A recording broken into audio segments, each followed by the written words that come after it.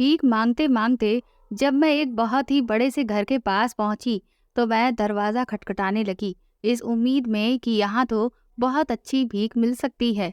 जैसे ही दरवाज़ा खुला और सामने खड़े आदमी को मैंने देखा तो मेरे होश उड़ गए, क्योंकि ये वही आदमी था जिसने कुछ दिनों पहले एक सुनसान सड़क पर मुझे पकड़ने की कोशिश की थी। उसे देखते ही जैसे ही मैंने वहां से भागने की कोशिश की, उसने मेरा हाथ पकड़कर अंदर खींच लिया। मैं उसके पैरों पर गिरकर रोती रही, पर उसने मुझ पर रहम नहीं किया और कई दिनों तक उसने कम उम्र में ही मेरे माँ-बाप मुझे इस दुनिया में अकेला छोड़कर चले गए थे।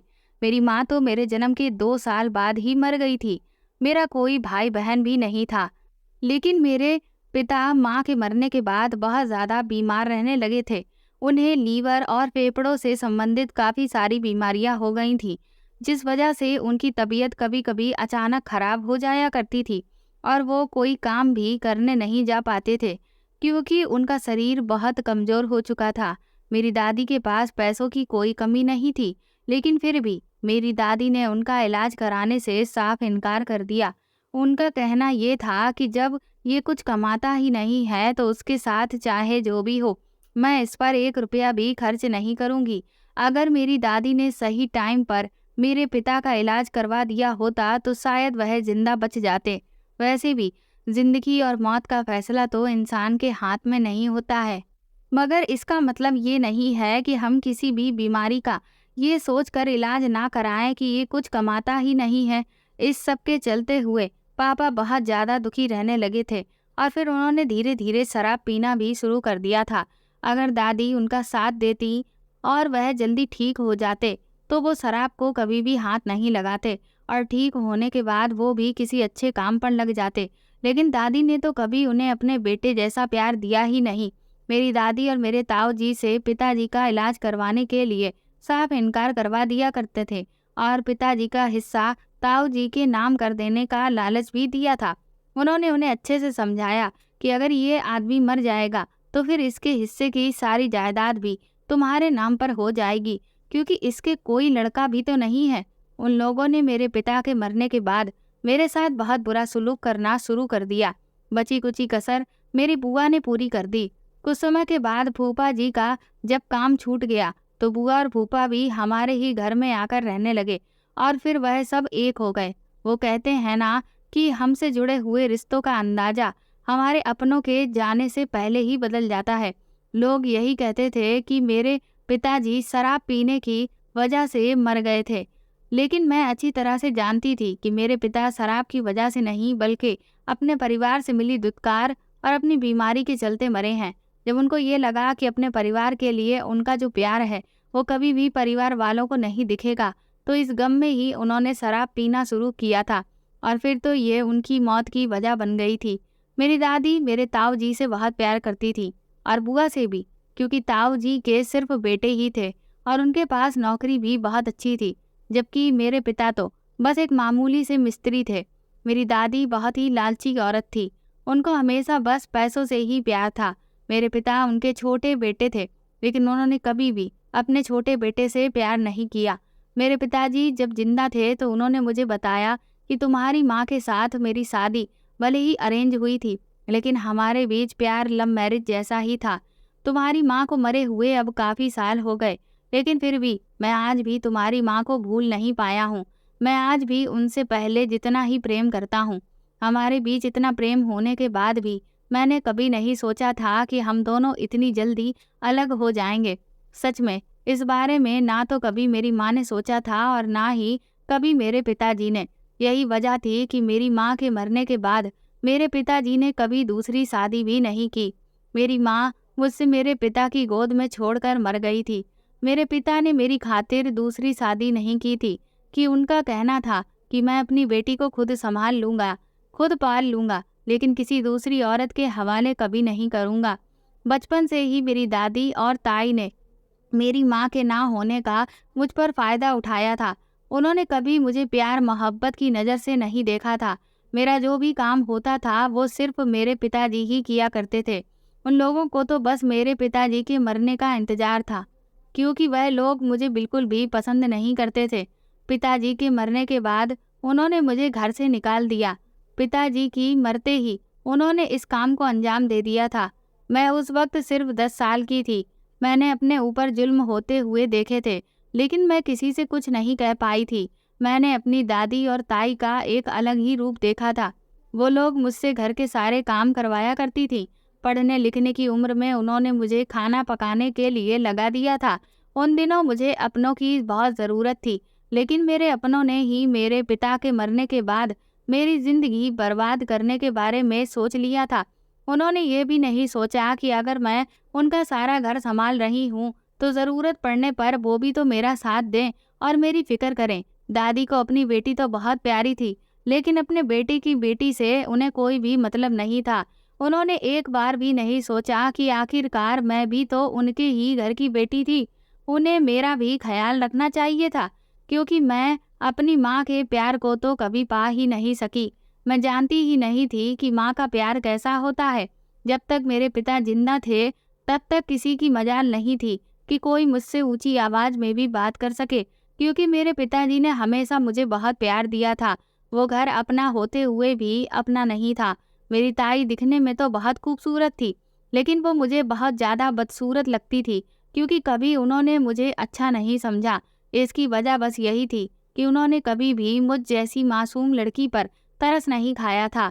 उन्होंने मेरी माँ की हर चीज़ पर कब्जा कर लिया था, चाहे वो मेरी माँ का सामान हो, मेरी माँ का कमरा हो, वो सब कुछ उन्होंने अपने हिस्से में ले लिया था। बुआ भी जब यहीं रहने लगी थी, तो वो भी दादी और ताऊ ताई की ही बोली बोलती थी, क्योंकि उन्हें भी ये बात अच्छे से पता थी कि अगर वो उन लोगों का साथ नहीं देंगी, तो वो फिर यहाँ पर आराम से रह नहीं पाएंगी। इसलिए उन्होंने भी मुझ पर कभी तरस नहीं खाया। जब पिताजी जिंदा थे तो मैं अपनी माँ का सामान इस्तेमाल करती थी, लेकिन पिताजी के मरने के बाद तो मेरी दादी और ताई ने मेरा जीना ही दुश्वार कर दिया था। इस घर की किसी भी चीज़ पर मेरा कोई हक नहीं था। मुझे नौकरों की तरह ट्रीट किया जाता था। नौकरों की तरह ही रूखा सूखा बचा हुआ खाना मुझे दिया जाता था। मेरे ताऊ जी भी ये सब कुछ खामोशी से देखते रहते थे। मेरी दादी का कहना था कि मेरा बड़ा बेटा ज़्यादा पैसे कमाता है और इसीलिए इस घर पर ज़्यादा हक उसका ही है। मेरी ताई के 2 बेटे थे, इसीलिए मेरी दादी ताई को इतना प्यार करती थी कि जैसे इस दुनिया में उनके जैसी कोई औरत ही नहीं है। मगर मेरी ताई कितनी बदतमीज और बुरी औरत थी, ये सब सिर्फ मैं ही जानती थी। इतनी छोटी सी उम्र में ही मुझे लोगों के चेहरे पढ़ने आ गए थे और ये समझ आ गया था कि जमाने में कोई किसी का नहीं है। एक इंसान के चेहरे पर ना जाने कितने नकाब होते हैं और समय बदलने पर वो कितने रूप बदल लेता है। ये सब कुछ मैंने कहीं और से नहीं, बल्कि अपने ही परिवार से सीखा था। अपने ही घर में रहने वाले लोगों से सीखा था, जो कि सिर्फ नाम के ही मेरे अपने थे। बाकी तो कोई मुझे प्यार की नज़र से कभी देखता ही नहीं था। ताई ने पिताजी के मरने के बाद घर की हर चीज़ पर अपना हक जताना शुरू कर दिया और घर की हर चीज़ अपने हिस्से में कर ली थी। दादी तो ताई के ऐसा करने पर बस खामोश ही रही, बल्कि उनका साथ भी देती रही। घर में कोई भी काम मेरी ताई की मर्जी के खिलाफ नहीं होता था। ताऊ जी भी ताई जी से बहुत डरते थे और यही वजह थी कि मेरी ज़िंदगी खराब होती चली जा रही थी। मुझे पढ़ाई लिखाई करने का बहुत शौक था। जब मेरे पिता थे तो अपनी कमाई से वो मुझे स्कूल भेज दिया करते थे, लेकिन जिस दिन से मेरे पिता की मौत हुई, उस दिन से मेरी ताई ने मेरे कंधों पर घर की जिम्मेदारियां डाल दी और तब से मेरा पढ़ने लिखने का सपना भी चूर चूर होकर रह गया था। पिताजी जिंदा होते तो मेरे सारे सपने पूरे करते थे, मगर यहाँ तो सब मेरा सपना तोड़ने पर लगे हुए थे। किसी को मेरी कोई फिक्र नहीं थी। भला कोई मेरी किसी चाहत को क्यों पूरा करता। मेरी ताई और दादी तो मुझे अपना दुश्मन समझती थी। इसी वजह से उन दोनों ने मुझे इस घर से निकालने का फैसला कर लिया था और सोच लिया था कि वो मुझे कहाँ पर भेजेंगी, क्योंकि उन्हें इस बात की भी बहुत फिक्र लगी रहती थी कि अगर लोगों को इस बारे में पता चला कि मेरी दादी और ताई ने ही मुझे घर से निकाल दिया है, तो इस बात पर लोग उनकी बहुत बेइज्जती करेंगे। बस उनको अपनी इज्जत की फिक्र थी। इस वजह से वो लोग मुझे अपने घर में अब तक बर्दाश्त कर रहे थे, लेकिन फिर एक दिन उन्होंने प्लानिंग करके इस बात का भी सॉल्यूशन निकाल लिया था। वो लोग इतने अच्छे तो नहीं थे कि मेरे लिए किसी अच्छी जगह पर रहने का इंतजाम करते। इसीलिए मेरी ताई ने मुझे एक कोठे वाली औरत के हवाले कर दिया। इसका मतलब यही था कि उन्होंने मुझे कोठे पर बेच दिया था और आसपास वाले लोगों से ये कह दिया कि मैं खुद ही घर से कहीं भाग गई हूँ। बल्कि असलियत तो ये थी कि उन्होंने कोठे वाली बाई से मेरी बहुत ही महंगी कीमत वसूल की थी। मैं 11 साल की उम्र में ही कोठे पर बिक गई थी। वो औरत जब मुझे लेने के लिए आई तो पहले तो बड़ी हैरानी से मुझे देखने लगी। वो कभी मुझे देख तो कभी मेरी ताई की तरफ देखती, क्योंकि उस औरत को इस बात पर यकीन ही नहीं हो रहा था कि कोई अपने ही घर की बेटी को कोठे पर कैसे बेच सकता था। मगर ये सच था, मेरी ताई ने मुझे बेच दिया था, क्योंकि वो औरत तो मुझे अपना दुश्मन समझती थी। उसने मुझे घर से निकालकर उस कोठे वाली बाई के हवाले करके घर का दरवाजा बंद कर लिया। मैं उस वक्त बहुत रो रही थी कि मुझे उसके साथ नहीं जाना है, मुझे अपने पिताजी के घर में रहना है। लेकिन मेरी आवाज़ तो जैसे किसी को सुनाई ही नहीं दे रही थी। मैंने अपने ताऊ जी को भी बहुत आवाज़ लगाई, लेकिन उन्होंने घर पर होने के बावजूद भी मेरी आवाज़ बिल्कुल भी नहीं सुनी। बहुत देर तक इसी तरह से मैं रो रो कर ताऊ जी को आवाज़ लगाती रही, लेकिन कोई भी बाहर निकल कर नहीं आया। तो वो औरत मेरा हाथ पकड़कर मुझे गाड़ी में लेकर बैठ गई। उस औरत ने मुझसे कहा कि देख लड़की, तेरा इस दुनिया में कोई नहीं है, इसलिए चुपचाप मेरे साथ चल। मेरे साथ चलेगी तो हमेशा फायदे में रहेगी। अब मैं उसी के सहारे पर थी। वो मुझे जहाँ भी ले जाती, मुझे उसकी मर्जी के मुताबिक ही जाना था। थोड़ी दूर गाड़ी चलने के बाद हम एक पुरानी सी कोठी पर पहुंच गए थे। उस औरत ने मुझे बताया कि ये कोठा है और यहाँ पर लड़कियां बेची और खरीदी जाती हैं, और तेरी ताई ने भी मुझसे तेरी बहुत महंगी कीमत वसूल की है। वो बोली कि यहाँ पर तेरे जैसी बहुत सारी लड़कियां रहती हैं। मैंने तेरी कीमत चुकाई है और इसीलिए मुझे तेरी कीमत भी वसूल करनी पड़ेगी। हालांकि मुझे तुझ पर तरस आ रहा है, लेकिन मैं भी क्या करूं? मुझे भी अपना पेट पालना होता है और जो मुझसे ऊपर लोग हैं उन्हें जवाब देना होता है। लेकिन फिर भी मैं कोशिश करूंगी कि जब तक तू यहाँ आराम से रह सकती है रहे। मैं तेरे साथ किसी भी तरह का कोई गलत काम ना करूं और इसे तू अपना ही घर समझ। वो कहने लगी कि यहाँ पर रहने वाली सब लड़कियाँ काम भी करती हैं। कुछ लड़कियाँ ऐसी हैं जो कोठे पर रहकर काम करती हैं और कुछ ऐसी हैं जो बाहर भी भेजी जाती हैं। मैं हैरत से आंखें फाड़े उस औरत की सारी बातें सुनती जा रही थी, लेकिन अब ये मेरी किस्मत थी, इसलिए मैं चुपचाप उसकी हर बात मान रही थी। हफ्ते 2 हफ्ते तो मेरे वहाँ आराम से बीत गए, लेकिन फिर एक दिन एक बहुत बड़ा सेठ आया और उसने लाइन से सारी लड़कियों को खड़ा करवाया। वो लड़कियों के साथ मैं भी खड़ी हुई थी। तभी उस सेठ की नज़र मुझ पर पड़ी और उसने उस कोठे वाली औरत से पूछा कि अभी तक इस लड़की का कोई इंतजाम नहीं किया। तो उस औरत ने डरते हुए इनकार कर दिया। इस पर उस सेठ आदमी ने उस औरत के जोरदार तमाचा मारा और कहने लगा कि ये तेरी बेटी नहीं है जो तू इस पर माँ का प्यार लुटा रही है। इसकी बहुत महंगी कीमत चुकाई गई है, तो इसकी कीमत कौन वसूलेगा? वो उसे बहुत गलत सलत बातें कहकर सुनाने लगा और उसने फरमान सुना दिया कि आज ही मेरे काम का पहला दिन होगा और आज से मुझे काम पर लगा दिया जाएगा। उस वक्त मुझे उनकी बातों का कोई मतलब समझ में नहीं आ रहा था, लेकिन जब रात हुई तो मुझे तैयार किया जाने लगा। मैंने देखा था कि जब मुझे कमरे में भेजा जा रहा था तो उस कोठे वाली औरत की आंखों में आंसू थे। वो मुझसे कहने लगी कि मेरी मजबूरी है, वरना मैं अभी तुझे इस काम में हरगिज नहीं धकेलती। सच कहूँ तो मुझे उस वक्त तक भी कुछ खास समझ नहीं आ रहा था, लेकिन जब नशे में लड़खड़ाता हुआ एक आदमी कमरे में आया तो उसे देखकर मेरे होश उड़ गए। डर के मारे मेरे हाथ पैर कांपने लगे और मैं पूरे कमरे में इधर उधर भागने लगी, लेकिन बहुत देर तक मैं अपने आप को उस आदमी से बचा नहीं सकी, क्योंकि वो एक ताकतवर इंसान था और मैं एक मासूम सी लड़की।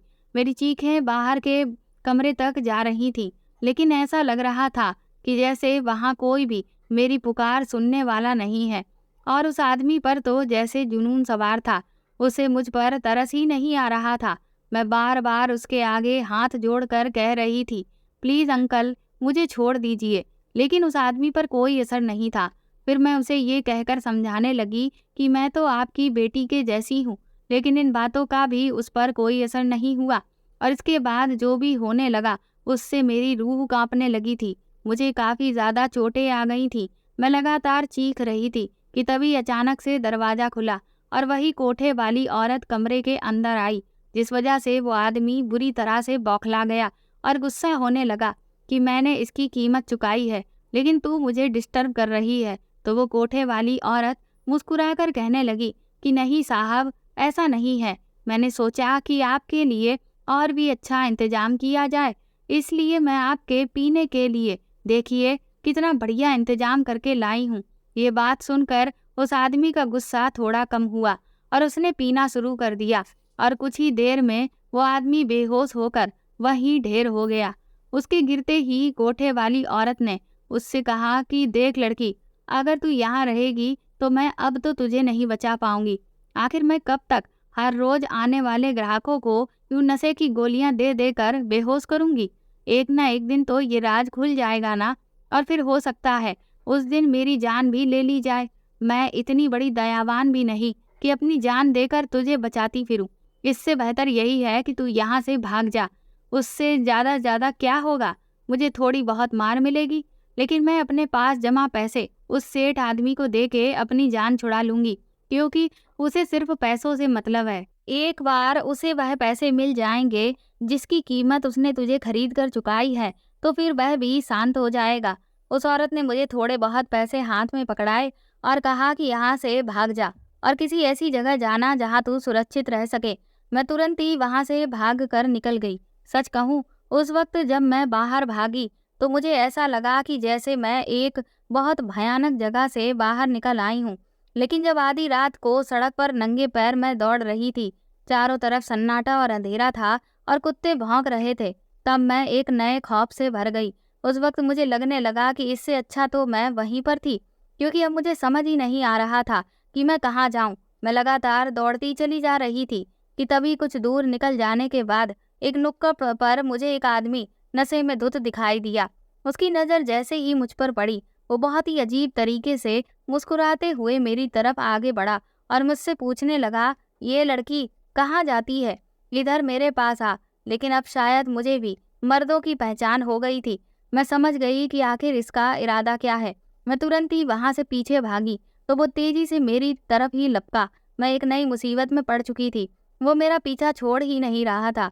मैं लगातार रो रही थी और भाग रही थी कि तभी बचने के लिए मुझे सड़क किनारे एक छोटी सी झोपड़ी नजर आई और मैं उसके अंदर घुस गई और बुरी तरह से चिल्लाने लगी। वो आदमी भी इतना जानवर था कि उस झोपड़ी के अंदर घुस आया और अपना हाथ आगे बढ़ाकर मुझे बाहर घसीटने की कोशिश करने लगा, लेकिन तभी उसकी पीठ पर एक जोरदार डंडा पड़ा। उस वक्त अंदर बहुत अंधेरा था, कुछ दिखाई ही नहीं दे रहा था।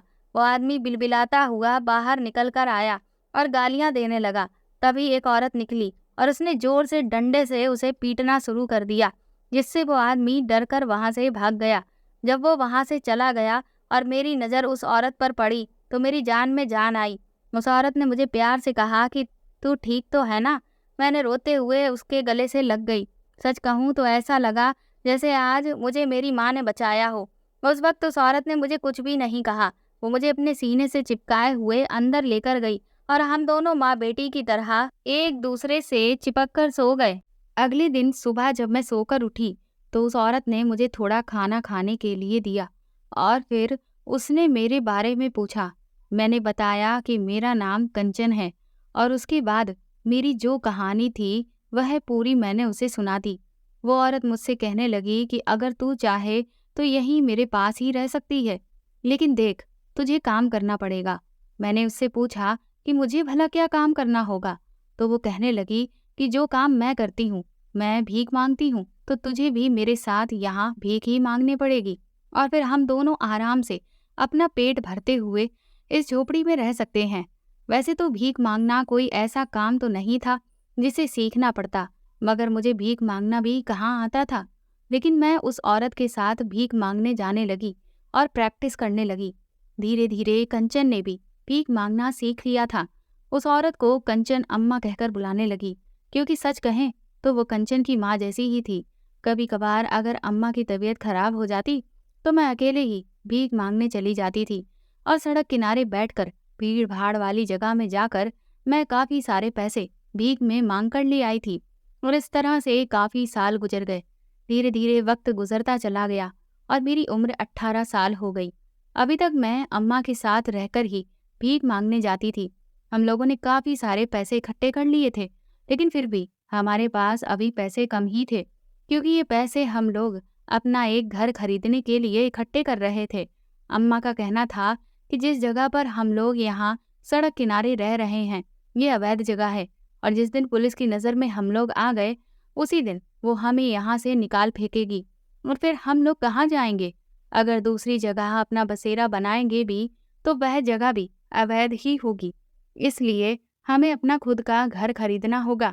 और अब तो अम्मा बोली कि मुझे तेरी भी फिक्र है, क्योंकि मेरी तो उम्र हो चली है ना। जाने वह दिन कौन सा हो जब मैं दुनिया को छोड़कर चली जाऊं। फिर तू अकेली इन सड़कों पर कैसे रहेगी? क्योंकि यहाँ आदमी नहीं, यहाँ जानवर रहते हैं जो तुझे अकेला पाकर नोच खाने की पूरी कोशिश करेंगे। लेकिन अगर तेरा खुद का घर होगा तो वहाँ किसी की भी हिम्मत नहीं पड़ेगी जो कोई भी तुझ पर गलत नजर डाले। अम्मा ने मुझे पाल पोस कर बड़ा किया था और मेरा बहुत साथ दिया था। वो मुझे बिल्कुल अपनी बेटी की तरह ही समझती थी। वो मुझसे अक्सर कहती कि तेरे माता पिता नहीं हैं तो क्या हुआ। इसीलिए तो अम्मा माँ बनकर ही मेरे बारे में इतना सोच रही थी कि जब वो दुनिया में ना रहें तब भी मैं बेसहारा ना हो जाऊं। मुझे भी अब ये बात समझ आ चुकी थी कि लड़कियों का अकेले समाज में रहना बहुत मुश्किल है, खासकर उनके जिनके सर पर किसी का भी साया ना हो। अम्मा मुझे बहुत प्यार करती थी और मुझे भी उनके साथ रहते रहते उनकी काफ़ी आदत हो गई थी। मैंने भी अब मान लिया था कि दुनिया में अगर कोई मेरा है तो बस मेरी अम्मा ही है, जिसने मुझे अपने पास रखा, क्योंकि एक वही थी जिससे मेरी फिक्र रहती थी। उन्होंने मुझे बताया था कि उनकी भी एक बेटी थी, लेकिन उनकी बेटी जब अपने ससुराल गई तो दहेज की लोभियों ने उसे दहेज की खातिर मार दिया। उनके पति का देहांत तो काफ़ी सालों पहले ही हो चुका था, जिसके बाद ससुराल वालों ने भी उन्हें घर से निकाल दिया था और अब वो इस दुनिया में बिल्कुल अकेली थी। वो ये सारी बातें रोते हुए मुझे बता रही थी। अम्मा ने कहा कि मेरी बेटी जिस तकलीफ से गुजरी, मैं नहीं चाहती कि तू भी गुजरे।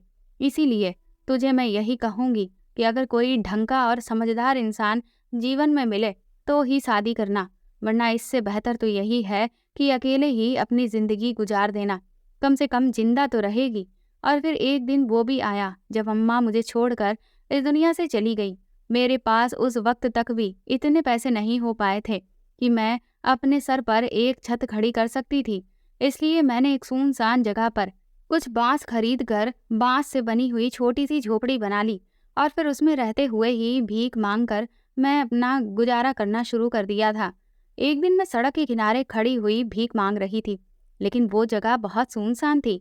वहाँ मुश्किल से ही कुछ लोग आ जा रहे थे, क्योंकि वो सर्दियों के दिन थे। ज्यादातर लोग घर से बाहर नहीं निकलते थे और सड़कें भी सुनसान होती थीं कि तभी वहां पर अचानक एक गाड़ी आकर रुकी। मैंने सोचा कि जरूर कोई सेठ आदमी है, तो इससे मुझे कुछ पैसे मिल सकते हैं। इसलिए मैं उसकी तरफ बढ़ी, लेकिन मैं तब तक घबरा गई जब वो आदमी भी उतर कर मेरी तरफ ही बढ़ने लगा। वो मुझे बहुत ही अजीब नज़र से देख रहा था, जिससे मैं घबरा गई। मैं सोचने लगी कि कहीं ऐसा तो नहीं कि ये आदमी मुझे पकड़कर अपने साथ ले जाए और फिर वापस किसी कोठे पर बेच दे।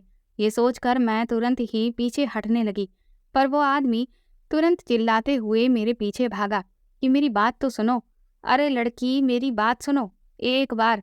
पर मैं समझ चुकी थी कि ये मेरा फ़ायदा उठाने की कोशिश कर रहा है, इसीलिए मैं वहाँ से जैसे तैसे अपनी जान छुड़ाकर भाग गई। धीरे धीरे कुछ महीने बीत गए और फिर एक दिन मैं एक जगह पर बने हुए बहुत ही अच्छे घर पर भीख मांगने के लिए पहुंच गई थी। मैंने जब उस दरवाजे पर दस्तक दी, तभी एक आदमी ने आकर दरवाज़ा खोला। पहले तो मुझे उस आदमी का चेहरा पहचान में नहीं आया। वो मुझसे कहने लगा कि तुम अंदर आ जाओ। मैं बहुत देर तक सोचती रही, क्योंकि मुझे बार बार ऐसा लग रहा था कि जैसे मैंने इस आदमी को कहीं तो देखा है। मैं समझ नहीं पा रही थी कि मैं क्या करूं। फिर जब मुझे अचानक याद आया कि ये तो वही आदमी है जो उस दिन मुझे पकड़ना चाहता था, तभी मैंने वहां से भागने की कोशिश की, लेकिन तब तक देर हो चुकी थी। उस आदमी ने मेरा हाथ पकड़कर मुझे अंदर खींच लिया और फिर दरवाज़ा बंद कर लिया। मैं बुरी तरह से घबरा गई और उससे कहने लगी कि मुझे छोड़ दो, मुझे जाने दो। वह आदमी कहने लगा कि देखो, तुम घबराओ मत, मेरी बात समझो और चुपचाप वहाँ सोफे पर बैठ जाओ। मैं डरी हुई थी और मैं नहीं चाहती थी कि वो मुझे कोई नुकसान पहुँचा दे, क्योंकि अगर मेरे साथ कुछ भी गलत होता तो मेरे लिए तो कोई पूछने वाला भी नहीं था। इसलिए मैं चुपचाप बैठ गई और वो आदमी भी खुद मेरे सामने बैठ गया वो घर काफ़ी खूबसूरत बना हुआ था। ऐसा घर तो आज तक मैंने सिर्फ बाहर से ही देखा था, क्योंकि हम तो हमेशा दरवाजों से ही भीख मांग कर लौट जाते थे। कभी घरों के अंदर जाने का मौका तो हमें मिलता ही नहीं था। आज पहली बार मुझे ये मौका मिला था। इस घर को देखकर मुझे बड़ी हैरानी हो रही थी कि लोग इतने अच्छे घरों में भी रहते हैं। वो आदमी अभी भी चुपचाप बैठा था और ये देख रहा था कि मैं उसका घर देख रही हूँ। सच कहूँ तो उसके घर को देखते हुए मेरे अंदर भी यही इच्छा जागने लगी कि काश मैं भी पैसे जोड़कर अपना घर भी ऐसा ही बनवा पाऊं। तभी उस आदमी ने मुझसे जो बात कही, उसे सुनकर तो मेरे पैरों तले से जमीन ही निकल गई। मुझे ऐसा लग रहा था कि जैसे मैं अपने होश ही खो चुकी हूँ।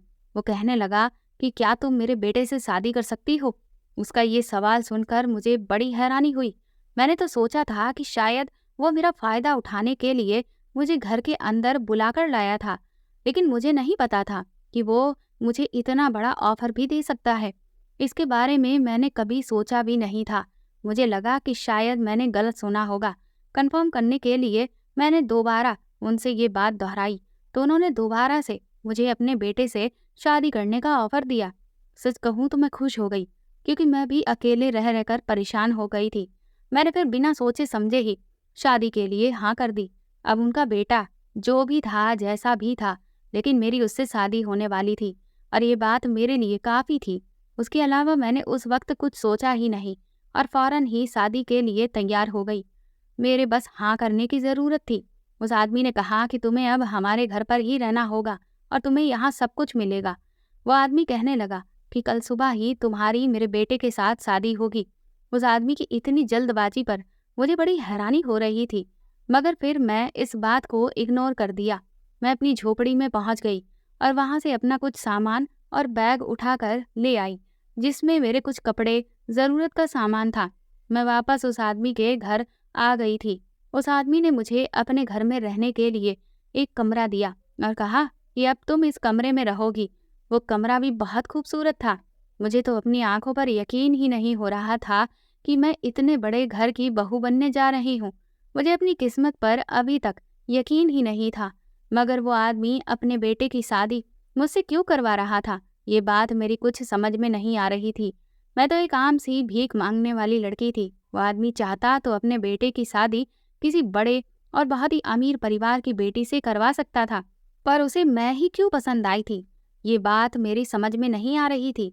जबकि वो तो मेरे बारे में कुछ भी नहीं जानता था, मगर मैंने फिर भी इस बात को नज़रअंदाज किया और सोचा कि मुझे क्या मतलब, मुझे तो बस अपनी आने वाली जिंदगी के बारे में सोचना चाहिए।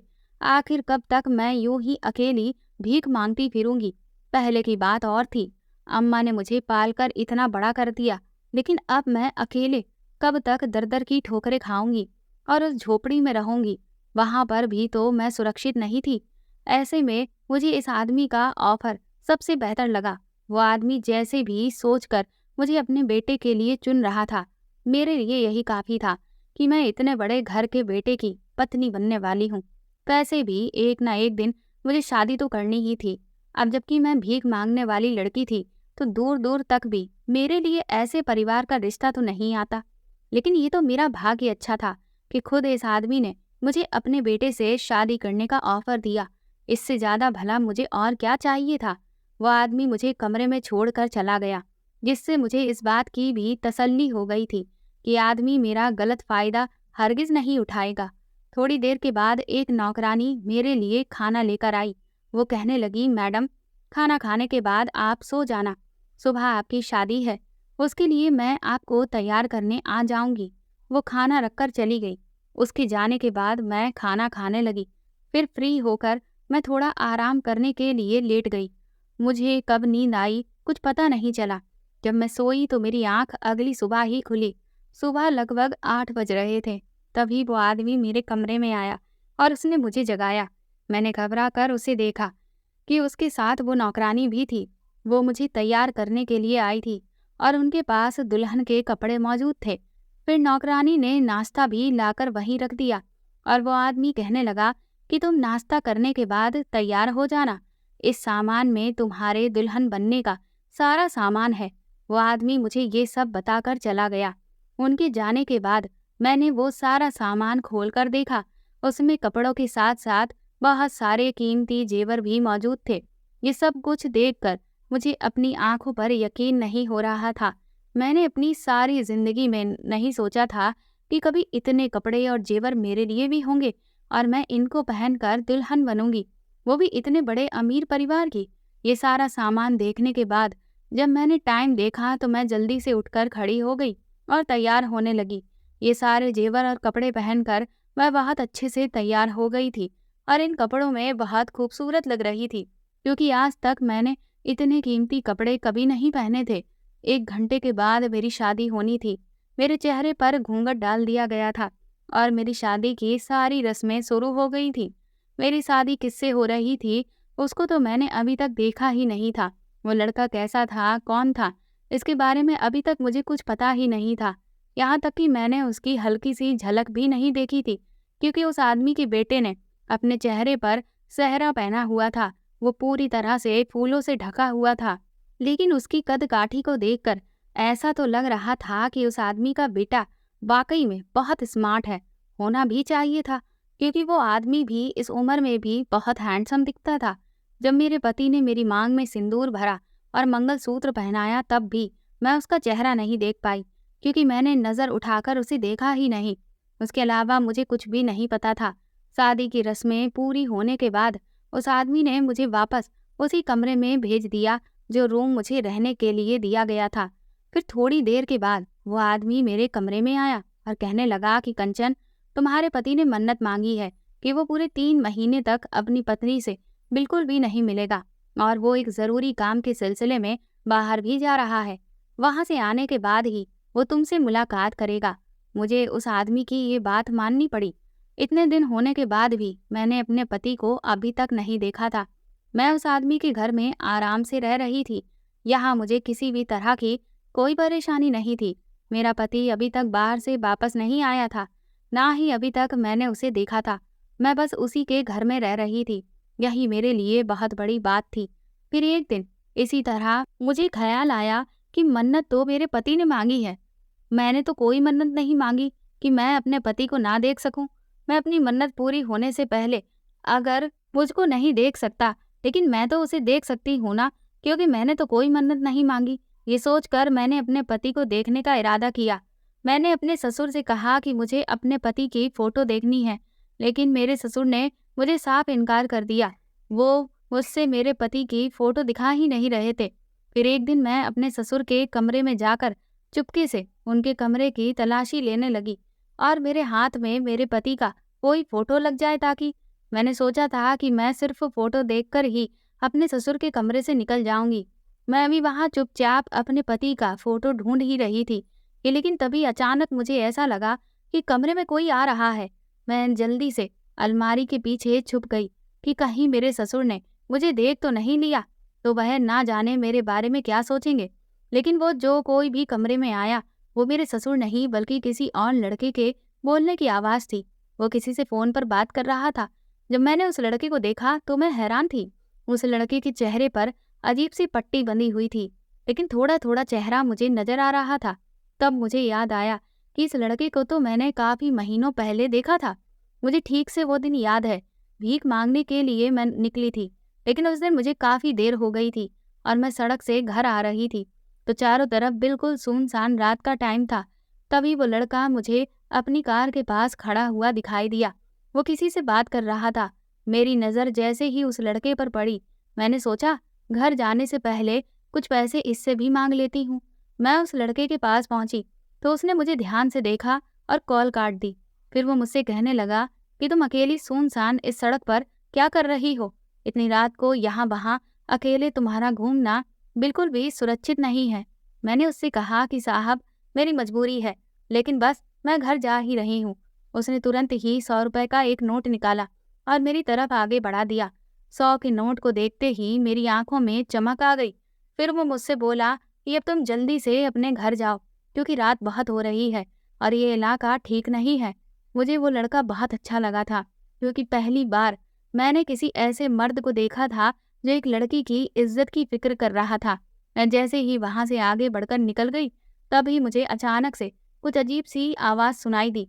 मैंने जब पलट कर देखा तो 2 आदमियों को उस कार वाले लड़के को पीटते हुए देखा। मेरी तो उस वक़्त कुछ भी समझ में नहीं आ रहा था कि ये अचानक से क्या हो गया। वो आदमी उस लड़के को मार रहे थे। मुझे समझ नहीं आया कि मैं उस लड़के को कैसे बचाऊँ। वो लोग तो उस लड़के की जान लेने के लिए हथियार भी लाए हुए थे।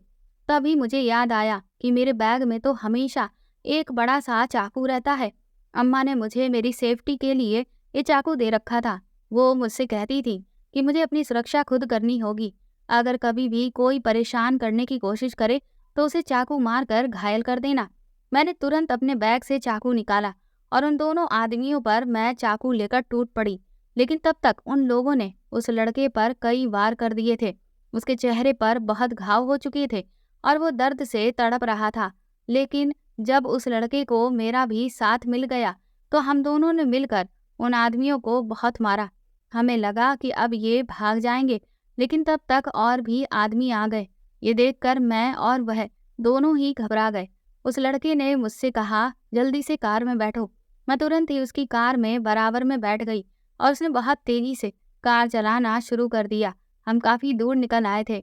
मैंने उस लड़के से पूछा, वो लोग तुम्हें क्यों मार रहे थे? लेकिन उसने मुझे कुछ भी नहीं बताया। वो मुझसे कहने लगा कि तुम बताओ, तुम्हें कहाँ जाना है? मैं तुम्हें तुम्हारे घर सुरक्षित छोड़ देता हूँ, क्योंकि मुझे भी अब हॉस्पिटल जाना होगा। मैं देख रही थी कि उसकी बहुत खून बह रहा था। उसके चेहरे पर बहुत जगह कट लगे हुए थे। फिर वो लड़का मुझे मेरे घर पर छोड़कर वापस चला गया था। मैं उसकी गाड़ी से उतर गई। उसके बारे में मैं कोई जानकारी भी नहीं ले सकी। उस दिन के बाद से आज मैं इस लड़के को यहाँ पर देख रही थी। इस लड़के को देखकर डर के मारे मेरे पैर कांपने लगे। मैं जल्दी से वापस आकर अपने कमरे में छुप गई। लेकिन अब मैं पूरी सच्चाई जानना चाहती थी। जब मेरे ससुर मेरे कमरे में आए तो मैंने उनसे कहा कि पहले आप मुझे ये बताइए कि आपके कमरे में वो लड़का कौन था। मैंने अपने ससुर को बता दिया कि मैं आपके कमरे में चोरी चुपके अपने पति की फोटो देखने के लिए गई थी।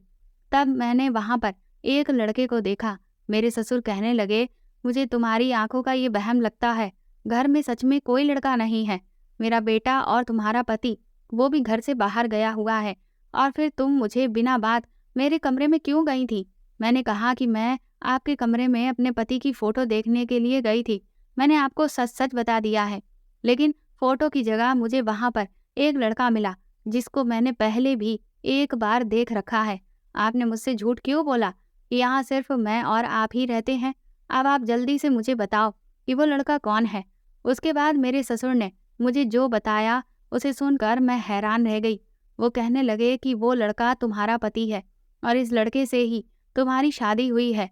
मुझे तो अपने कानों पर विश्वास ही नहीं हो रहा था कि जिस लड़के के साथ मेरी शादी हुई उससे मैं पहले भी मिल चुकी थी। मैंने अपने ससुर से कहा कि आपने मुझसे इतनी बड़ी सच्चाई क्यों छुपाई? आपने मुझसे कितने झूठ बोले? पहला झूठ तो आपने यही कहा कि इस घर में आपके और मेरे अलावा कोई नहीं है। दूसरा झूठ ये कि आपके बेटे ने मन्नत मांगी है और वो काम के सिलसिले में बाहर चला गया है। 3 महीने से पहले वो वापस नहीं लौटेगा, जबकि आपका बेटा तो इसी घर में आपके कमरे में ही मौजूद था। अब आप मुझे अपने बेटे से मेरी शादी करने की वजह बताइए। आप अपने बेटे की शादी किसी और लड़की से भी तो करवा सकते थे। आपने मुझे ही क्यों चुना अपने बेटे के लिए? और फिर उस दिन वो गुंडे आपके बेटे को मारने की कोशिश क्यों कर रहे थे? ये सब बातें कोई आम नहीं थी।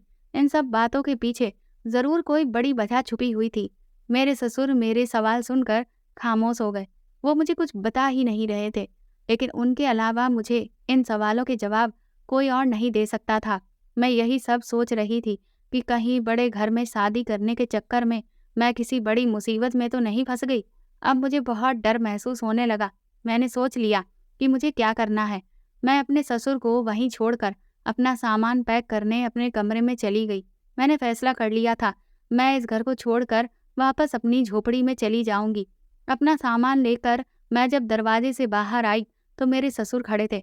मैंने उनसे कहा कि मैं घर छोड़कर जा रही हूँ।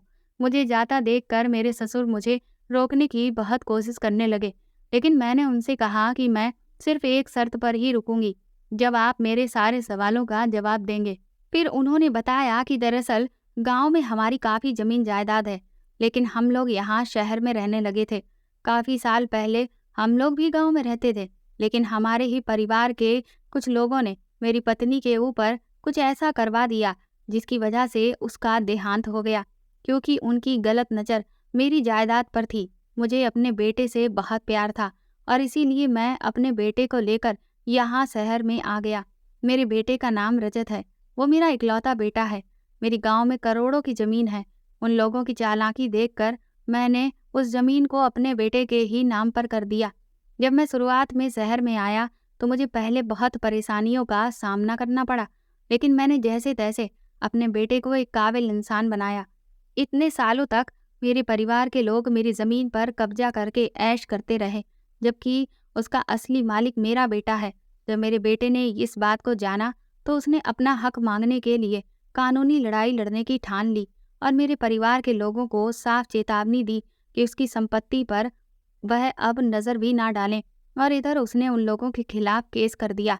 केस चला और फिर सारी जायदाद वापस मेरे बेटे के हक में आ गई, जिस वजह से वो लोग बहुत बुरी तरह से खिसिया गए और फिर बदला लेने के लिए ही उन्होंने गांव से मेरे बेटे को मारने के लिए गुंडों को भेजा था।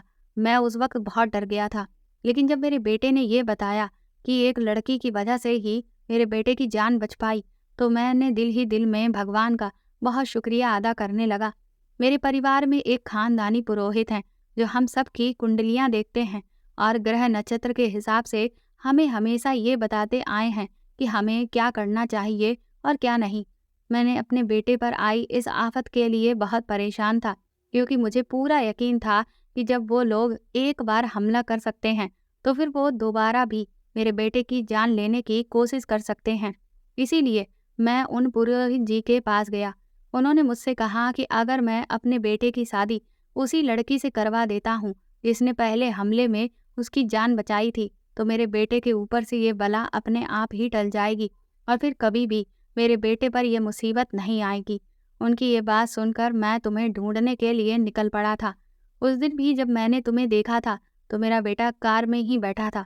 उसने मुझे बताया कि पापा, यही वो लड़की है जिसने मुझे बचाया था। मैंने सोचा था कि मैं खुद आगे बढ़कर तुमसे बात करता हूँ, लेकिन तुम ना जाने क्यों मुझे देखकर डर गई और वहां से भाग गई। लेकिन जब उस दिन मैंने तुम्हें खुद अपने दरवाजे पर खड़ा देखा तो उससे अच्छा मौका मुझे नहीं मिला और इसीलिए मैंने तुम्हें अंदर खींच लिया और फिर अपने बेटे से शादी करने की बात कही। मुझे पूरा यकीन था कि तुम इस शादी के लिए मान जाओगी, क्योंकि भला एक भिखारी की जिंदगी कौन लड़की जीना चाहती है। तुमने जिस तरह से मेरे बेटे की जान अपनी जान दांव पर लगाकर बचाई थी, उससे मुझे इतना तो यकीन था कि तुम एक अच्छी इंसान हो और तुम मेरे बेटे से अपना रिश्ता पूरी जिंदगी बिना किसी लोभ के निभाओगी। और इसीलिए मैंने तुम्हारी शादी अपने बेटे से करवा दी और पुरोहित जी की बात सच साबित हुई। इधर जैसे ही तुमसे मेरे बेटे की शादी हुई थी, उधर उन सभी लोगों को उम्र कैद की सजा हो गई। दरअसल वो लोग दबंगई करते रहते थे और उन्होंने कुछ लोगों की और ज़मीनें हड़पने के लिए कई हत्याएं भी की थी, जो जुर्म साबित हो गए और उन सबको उम्र कैद की सजा हो गई और मेरा बेटा हमेशा के लिए उन लोगों के कहर से बच गया। देखो बेटी, ऐसा नहीं है कि हमने तुम्हारे साथ कोई नाइंसाफ़ी की है। तुम मेरे बेटे की पत्नी हो और उसकी पत्नी ही रहोगी। मेरा बेटा भी उस दिन से ही तुम्हें पसंद करने लगा था जिस दिन तुमने उसे गुंडों से बचाया था। और जब उसे ये पता चला कि मैं उसकी शादी तुमसे करवा रहा हूँ तो वो बहुत खुश हो गया था। मेरे बेटे ने यह भी सोच लिया था कि वो अपनी आधी जायदाद तुम्हारे नाम पर कर देगा, क्योंकि उसकी जान सिर्फ तुम्हारी वजह से ही बची थी। ये सब कुछ सुनकर मेरे पैरों तले से जमीन निकल गई थी।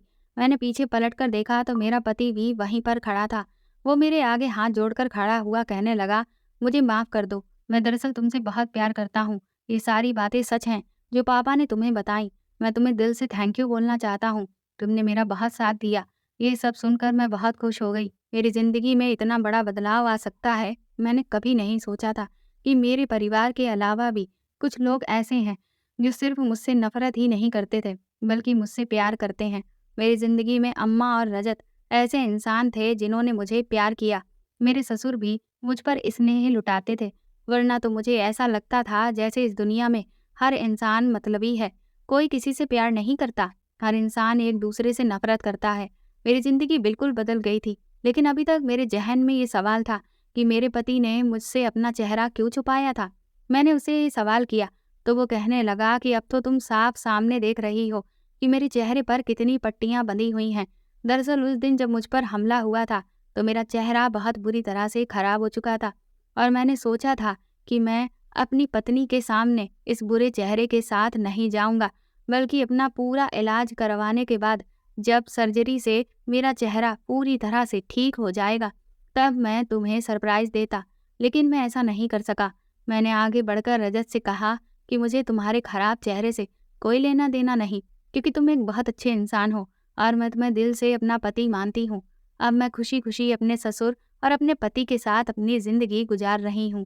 तो दोस्तों, आपको ये कहानी कैसी लगी? हमें कमेंट करके ज़रूर बताएं और प्लीज़ इस कहानी को ज़्यादा से ज़्यादा शेयर और लाइक करके मेरे चैनल को सपोर्ट करें।